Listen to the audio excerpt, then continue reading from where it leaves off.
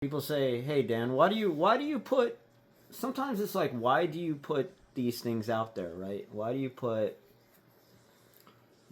these stories out there, right? And we're gonna do my shark stories. Well, right now in my life, it's like I feel like I have nothing to lose because I always feel like, yeah, something's watching me, and they know all my stories, and they know they're all true. So I guess we'll do up my shark stories, right? My shark stories. Since I'm watching the J Bay WSL World Surfing League competition. This was the one. I remember when I lived. I don't know how long this maybe happened. Like almost 10 years ago now. Getting pushed back in the years. That surfer Mick Fanning. He was world champion. I think he was world champion a couple times, a few times at least. And it was the one because I remember it's on at a since it's in South Africa. The contest, even if you're in Hawaii, it's on at a very odd time. Like it starts at 1 in the morning, and I'm like, nah, I can't deal with that. But I remember I was literally falling asleep when that contest happened, and Mick Fanning got attacked by a big shark. Like I thought that I could be dreaming. I remember when I watched that contest, I had it on cable television actually, which was really cool, and I was lucky to have at the time that I could actually have the actual surf channel, which is maybe like a bigger thing over in Hawaii. Um, is yeah, I woke up in the middle of the night because I fell asleep to the contest, and I'm like, dude, this dude get, and then I saw the footage of him, like it looked like he was literally fighting this big shark, which I was like, oh, that's crazy. But I guess my two shark, I have another shark story. I guess I'll go through two of them, the two ones that I have from living in Maui. Um, my first one was, and I might have done this one earlier in my videos, but maybe I'm gaining popularity, maybe I'm not.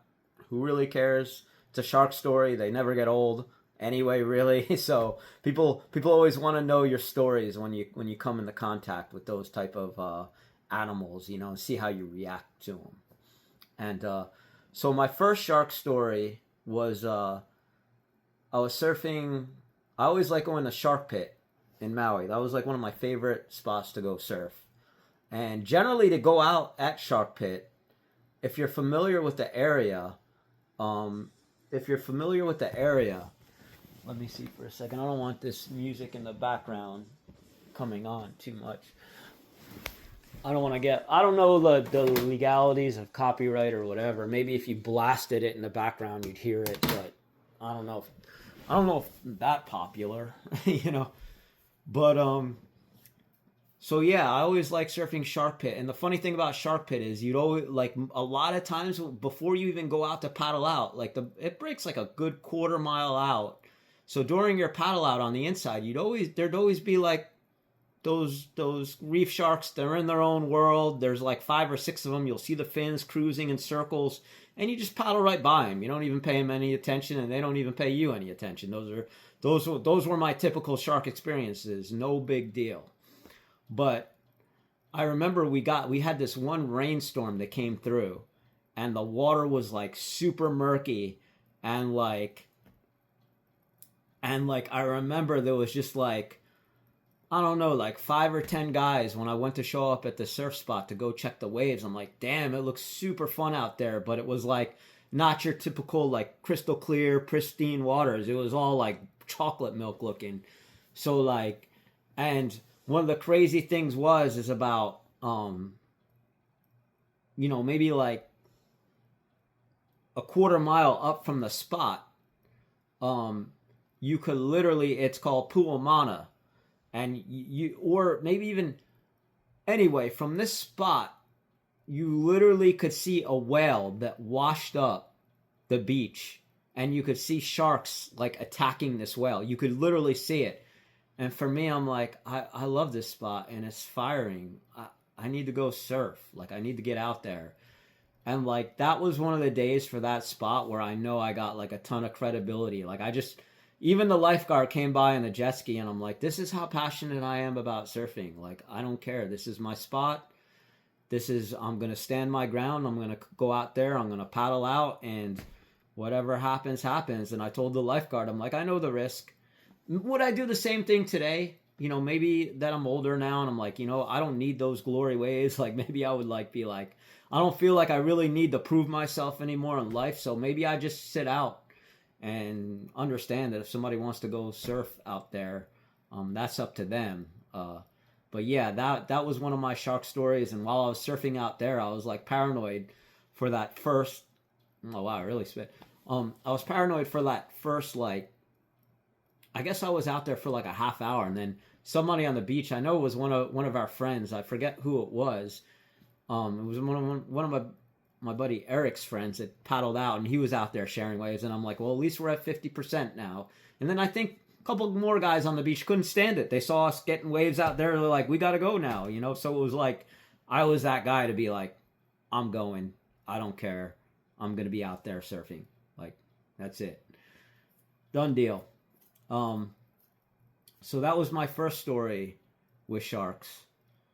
And yeah, you could literally, while I was surfing, I was looking over at Puamana, I remember it was over near the highway, and you could literally see the big whale, you could see splashing, thrashing, and I'm like, well, my mentality is that they're all interested in the whale over there. They don't want me, right? They're probably just gonna cruise by and go.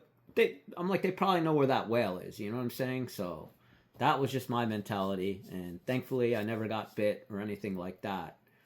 Now the next time was probably like 2019, 2020, somewhere around there. My last year on Maui, somewhere around there is when I was taking my sup out, my stand-up paddleboard, and I was getting like footage of whales. I got some stuff on my Instagram that really came out nice from that era. Like I was following like all the baby whales, everything. Like I was like a fanatic. So I was like going like a mile, 2 out, trying to get photography. And, I always tried to maintain that, try to stay out of their way, not like be up on top of them so much. Like if they swim underneath me, you get to a certain point where I'm like, okay, you paddle near them. Now you got to back off because I guess there could be like marine, certain things about trying to really track them down. And I don't want to get in trouble by like there's something called the LNR where they have game wardens and stuff, and I say, okay, well I'm out here, and now they just have to by nature come near me, which I got some really good footage. But anyway, yeah, I was about a mile. I think I was about a mile out, and I saw a shark. I saw a good sized shark. It was probably like 8 to 10 foot out there, and it was checking out something in the water. It was looking at something. And I don't know whether it was like a coconut that was floating out there or something like that. And it was kind of checking that out. It was scoping it out. So I'm like, so when I came across it, I tried to bust out my phone, but my hand was like literally shaking, like really, really hard trying to get footage because I'm like, I was so scared, but I'm like, and the sad part is the thing never, I guess I was too scared at the time that I never hit my record right and it wasn't recording. I thought it was. I wish I got this footage. So, but anyway, while the shark was checking out this thing in the water, which was maybe like 20 feet away, I would say, it started to go near me and it started to do the same thing. It was like the movies. It started circling my board, like going around, and it started doing laps around me, just like you see in the movies right before it's going to sink and attack, right? So I was just like, no way. Like, so what I did was I took my stand-up paddleboard, and I mean, this thing was close. It was doing circles around me. I started hitting it with my paddle to get away from me, and then I almost like whatever I did, like I was like cursing at it, telling it, and I kind of almost like blacked out, but I ended up getting away from it, and I just remember like once I got like a certain amount of distance, I just started hauling for the shoreline.